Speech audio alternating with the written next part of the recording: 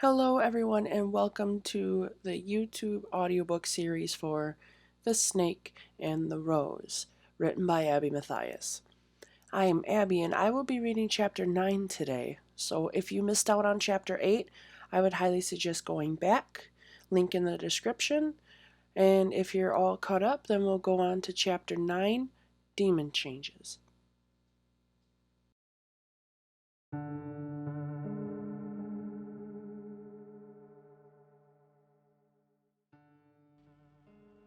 I began to gain consciousness once more from the sudden blackout.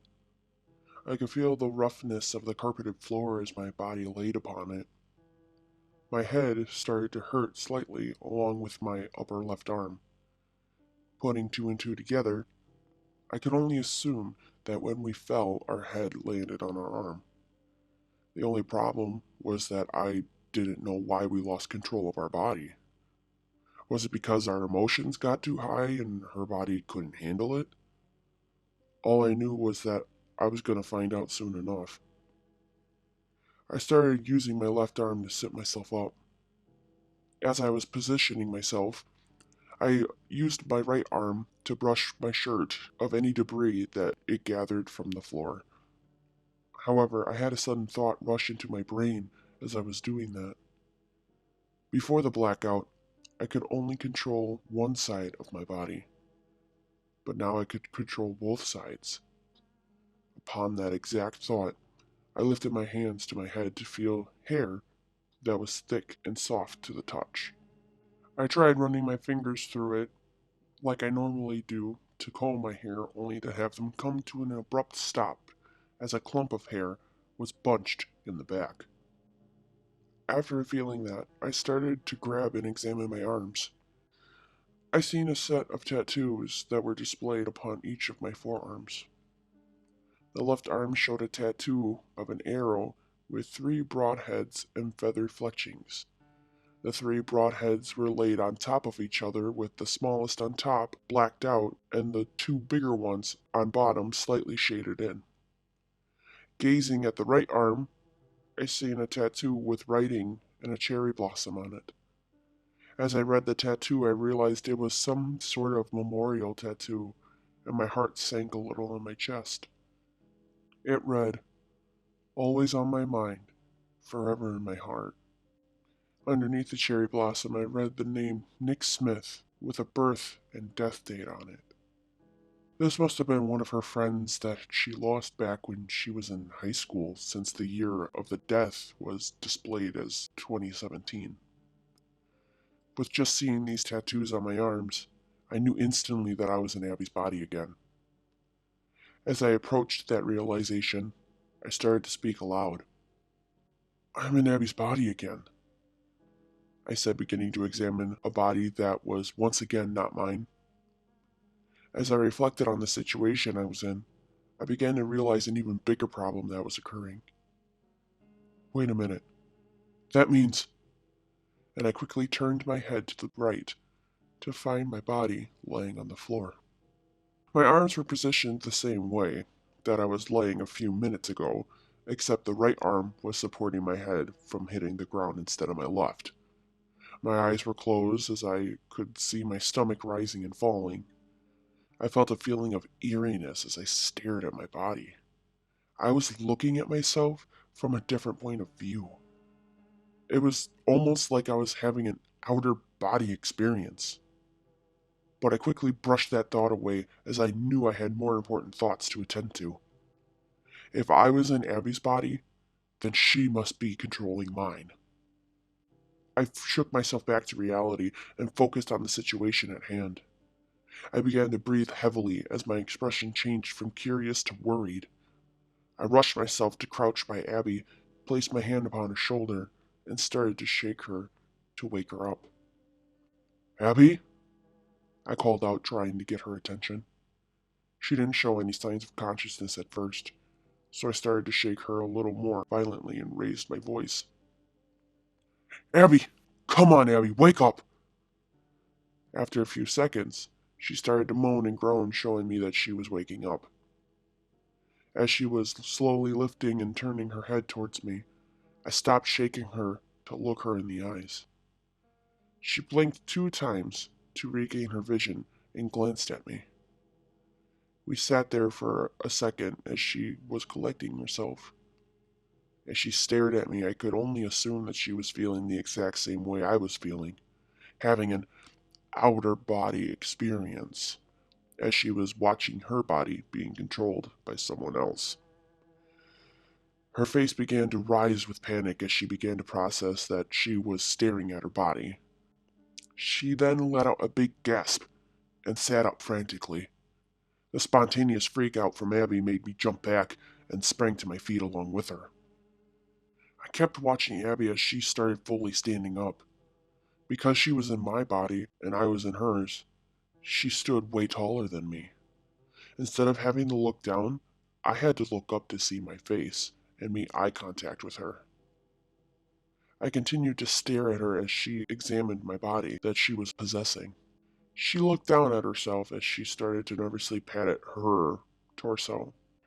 She started at her chest and quickly made her way down to her stomach. With each pat that she gave herself, I could see the outline of the muscles protruding through the shirt. I could see the medium-sized pecs that I had along with the flat stomach that I was given since the first day I became a demon. As she kept breathing heavily, she quickly turned her head to me, and I raised my hands towards her and spoke softly. Whoa, whoa, whoa, it's okay. It's okay. Abby began to raise her hands as she was flabbergasted. Finally, after a few seconds, she lined up her words to form a sentence. Wait, who is... She said questioningly in her voice.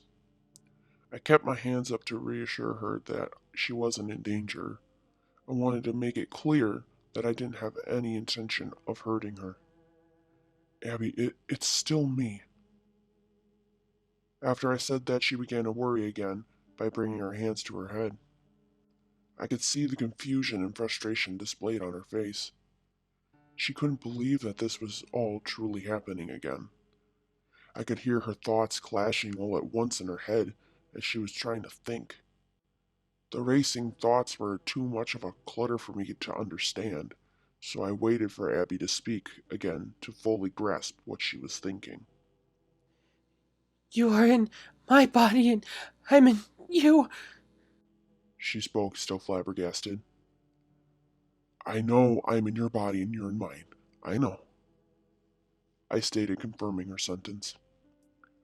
Oh my God. She spoke, bringing her hands to her mouth for a moment. Once she was done contemplating, she began to ask her questions. How?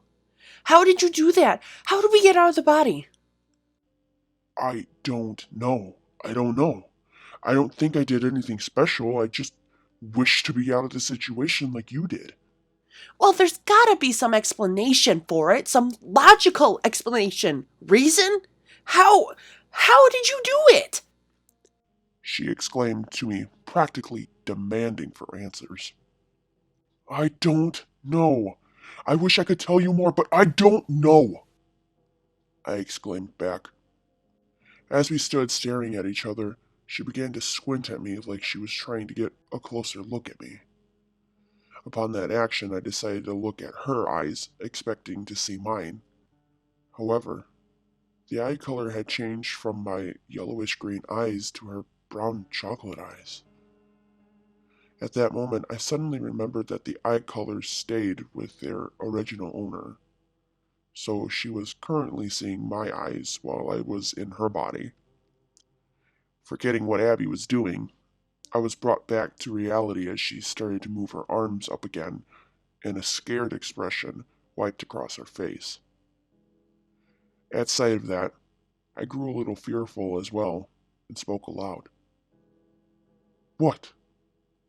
Darius, your eyes. She said with a concerned tone. My eyes? What about my eyes? I asked with the fearful feeling in my stomach growing. They changed to red. They're red? Don't look at me like that. See for yourself. I'm not crazy. She stated, pointing to the table in between the middle of us. I knew that there was a small circle meal laying on that table. I just had to find it under the clutter of stuff she had on it. I stepped quickly to the table and searched for the mirror, and sure enough, I found it and pulled it up to my face. I gazed into my eyes against the reflective glass to find out that she was right. They changed from the yellowish green to the vibrant red. Comparing my skin tone red to my eye color now, my eyes were a bit of a darker shade that made them stick out more against the white part of my eye. I muttered under my breath. I couldn't believe that this happened. I didn't have any changes happen to me within my 13 years of being a regular demon, and for some reason now, I was having all the changes that I couldn't even imagine from being a protector demon for 2 freaking days. I brought the mirror down and turned my head to look at Abby again. What? You weren't expecting that? She asked briefly. No, I didn't even know my eye color could change. I thought I was just stuck with my other ones. So if your eye color changed, and the eye colors and designs have different meanings to them, what do those mean? I reflected on Abby's question for a few seconds, and it started to make my head hurt. I was a man full of so many mixed emotions. I was frustrated, confused, angry, and a little fearful all at once. As these emotions kept building up, I responded to them by lifting my hands to my head and closed my eyes. I took in a breath and let out the only answer I could give her at this point. I don't know. As I was trying to calm myself down again, I heard Abby about to ask another question in a worried tone. What the hell is that on my arm? I opened my eyes and gazed at her in confusion. What? I asked, wanting her to repeat her question. That tattoo! There's a tattoo on my arm! I first began to think that she was talking about the tattoos she already had, so I started to speak as I lifted my arms up to look. Abby, you already had these tattoos. These were. And at that very moment, I seen what Abby was talking about. On the back of her left forearm, there was another tattoo. It was larger than any of the other tattoos she had on her body. As far as I knew, I didn't see this on her arm when I first met her. This tattoo must have appeared after our blackout. The tattoo reminded me of earlier when Abby pointed out the unfamiliar tattoo on the back of my neck. While recalling that memory, I also remembered that she told me the tattoo on my neck was a snake wrapped around a rose. And that is what I was seeing on her forearm currently. The snake was black and had silver tints on its belly while it was intertwined with a red rose. I took my right hand and began to touch and rub at it. I could feel the indents in the skin that indicated it being some sort of permanent mark or brand. I peered back at Abby once more to see her holding her arms out in front of her. What is that? She exclaimed with concern. As she moved her arm, I spotted the exact same marking on my arm as well. In shock, I pointed it out to her. You have it too. Look. What? And upon that, Abby lifted her arms to find the tattoo in the same place where mine was. She let out a loud gasp and tried desperately to wipe it off her skin. Unfortunately, though, no matter how hard she tried, it was still there. She began to turn her head back and forth from my arm to hers, comparing the two. After a few seconds, she began to speak again. What the hell does this mean? Why do you have it too? How the hell would I know? If I didn't know about the eye color thing, what makes you think that I would know anything about this? I asked back to her. Her eyes widened as she looked back at the new tattoo. I could see how disturbed she was by it randomly appearing on her body. I gazed back at it as well, trying to comprehend all that was changing with her and me. As I was caught up in my thoughts, Abby intruded and began to voice her concern. Darius, if anyone sees that tattoo on my arm, I'm dead meat. What the hell am I supposed to tell people if they ask about it? My loved ones know I hate snakes.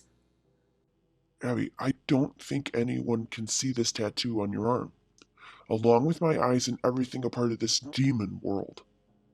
No human around you can see this. Only you can. But why me? Why me out of all humanity? She voiced while expanding her arms out, gesturing to the world. Because of you having me as a protector demon, you are going to be able to see demon like things that no one else can. But why the tattoo? Why in the hell do we have these tattoos? I don't know. I haven't got a clue on why my eyes changed, why the tattoo suddenly appeared, or why it's a snake and a rose. I don't know. What I do know, though, is that we're gonna figure this out. I looked into Abby's face after my little rant and saw that she was visibly unpleased. I could sense for some reason that she was mad at me for saying what I did, which made me confused because I thought what I said was calm and reassuring. Would you stop saying that? She yelled, announcing her frustration. You sound like a broken fucking record. What happens if we can't fix this and everything is not gonna be okay? I stared at Abby as anger started to boil inside of me. I felt like I was getting nowhere with her. She kept running in circles by sporadically spewing out her emotions. By doing this, she was only making the situation worse, stirring up her pot of mixed emotions to the point where they're all merging together and overflowing. With those emotions overwhelming her, they flowed into my actual body, which results in her becoming more aggressive because of the higher testosterone production within males rather than females. I understand the situation was frustrating and complicated, but she didn't see me acting like her. With that idea in my head, I started my rant. I understand that I keep saying that. A lot of shit has happened to me since I've been a demon. But I am at least trying to look on the brighter side, and I am trying to help you.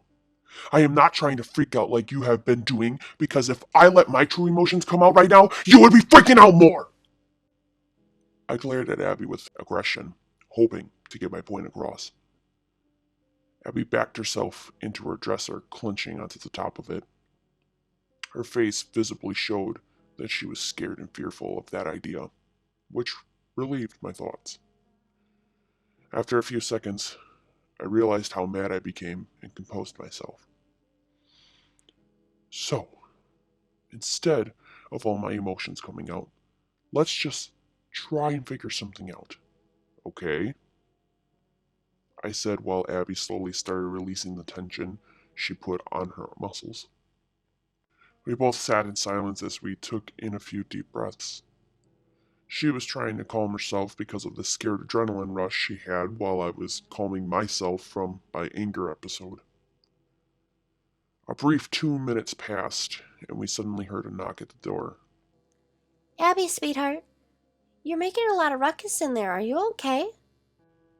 The voice we just heard was the voice of her mother. As of instinct, I quickly responded to hopefully drive her away. Oh, it's nothing, Mom. I'm fine. Everything is normal. I said, noticing that my voice sounded like Abby's.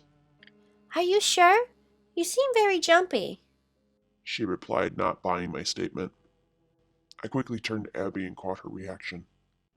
That's my mom! She exclaimed and put her hand to her throat. We were both surprised to hear my voice come out of her mouth. I knew my voice would have changed because I was in her body. But yet, how come it switched for her? No one could see her if she was in my body. Unfortunately, though, we weren't able to address that for the time being. What do I do? I mouthed to her so that her mom didn't hear anything. I don't know, but don't let her in. I stared at the door and then back at Abby. I couldn't just lock the door on her mom. That would have raised a lot of suspicion. After all, this was her house, and Abby had to abide by her rules. I felt like I had no choice but to let her in and try to fool her. The only issue was that I still really didn't know how to act like Abby. I would have to base this conversation off of the one I observed when I first met Abby. But unfortunately, her mom made a decision before we could. I'm coming in. She said abruptly while turning the doorknob. Abby and I both swung ourselves to face the door as she appeared. I could see out of the corner of my eye that Abby displayed a shocked face, just like I was.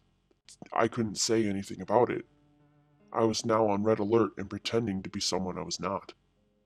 I'm sorry, but I really had to check up on you because of all the noise. Mom, it's okay. You're okay. I get it. I replied, trying not to break character. Well, honey, it looks like you have seen a ghost or a demon. Are you okay? She asked, voicing her concern. If only she knew who she was talking to. Abby kept staring at her mother, waiting for her to notice that a big, tall demon was standing next to her. But she never did. She couldn't. I knew that was for certain as Abby tried grabbing her attention by waving her arms and making stupid faces at her mom. I did my best to regain my focus and reply back to her once more. Yeah, I'm okay. I was just practicing my acting skills for my cosplays. I was testing everything for my OCs and such. I said, just spewing out a response that her body thought of. I didn't know what any of that meant, but I did know that if her body thought of it, it must have been true. Oh, sweetheart, you are so talented. She said excitingly, which relieved my concerns a little. Well, thanks, Mom. That means a lot. We both smiled for a minute as the comment sunk in. Abby began to breathe a little heavily as she was watching. Then she suddenly blurted out, "That's my gratitude from my mother." After that remark, her mom started talking to me again. Well, I'll let you get back to what you were doing. I love you. I love you too, Mom. I said in response. Afterwards, Abby's mom left the room and closed the door behind her. I released the tension in my muscles and combed my hair back with my fingers. Turning my body back to Abby, I saw that she was now leaning against her dresser, propping herself up. She turned to me and started to breathe heavily, as she was at a loss of words. I stared at her for a couple of seconds and decided to break the silence. "What?" Abby started stuttering once more, gesturing to the door and then to me. Even though she didn't say anything, I knew exactly what she was thinking and talking about. "I know, I'm sorry, I had to," I replied. Continuing her freak out, she leaned herself even more on the dresser. You talked to my mother and she thought it was me? She said with shortness of breath. "Well, what else did you want me to do? I didn't have a whole lot of options. Did you want me to go to your mom and say, 'Hi, I'm your daughter's demon'?" No! I would never want you to say that to my mother. She yelled in fury. I was hoping for that reaction so I could finally make Abby understand why I did what I did. "I'm gonna act like you. I'm not just gonna give myself away to random strangers who won't even believe me.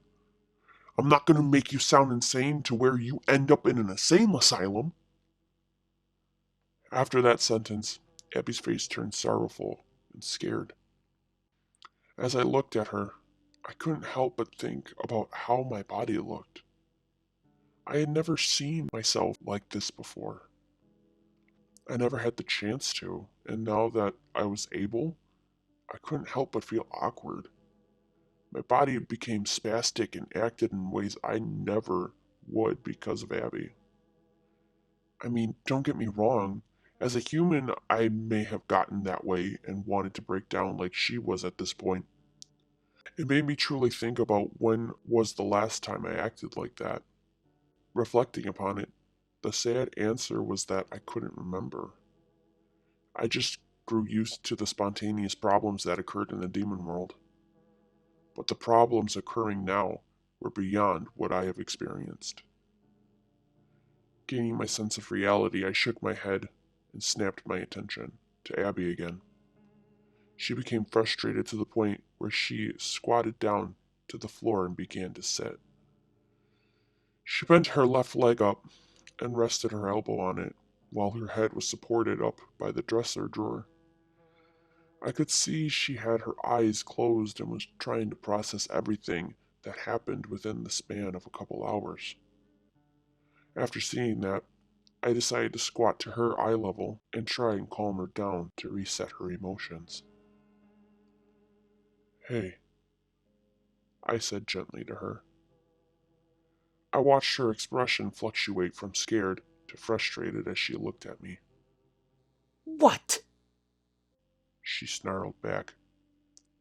She turned her head away again and closed her eyes once more.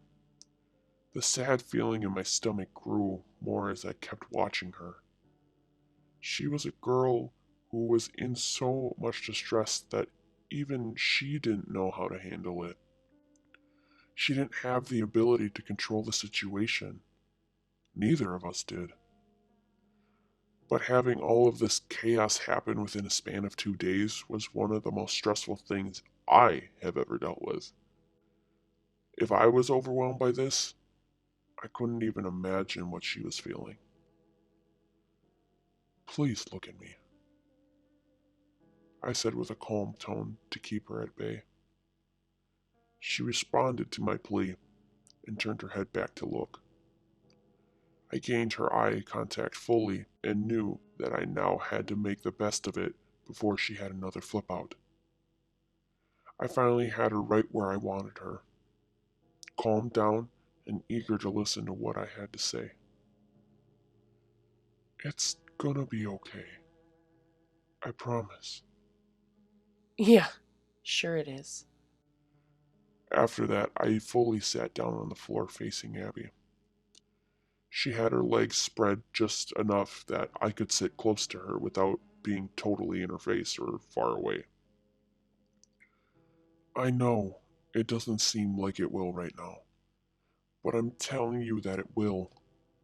That's one of the important things that I have learned as a demon, that it eventually gets better," But here's the thing, Darius.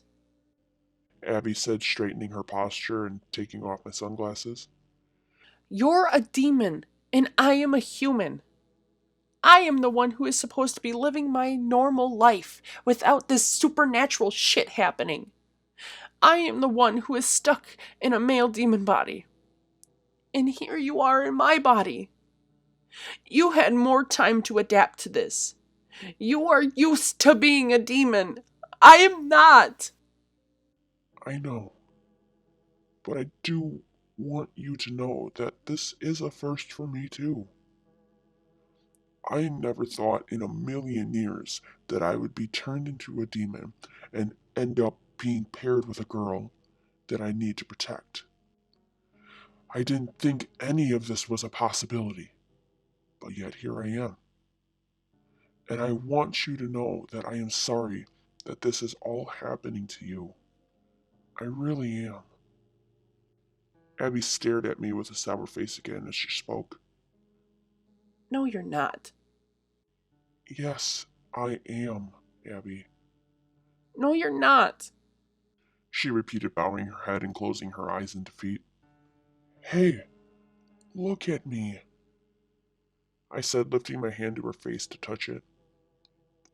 Her hand was small compared to my face. Her hand was just big enough to cover my cheek and not touch my jawline. As I did this, Abby lifted her head in surprise.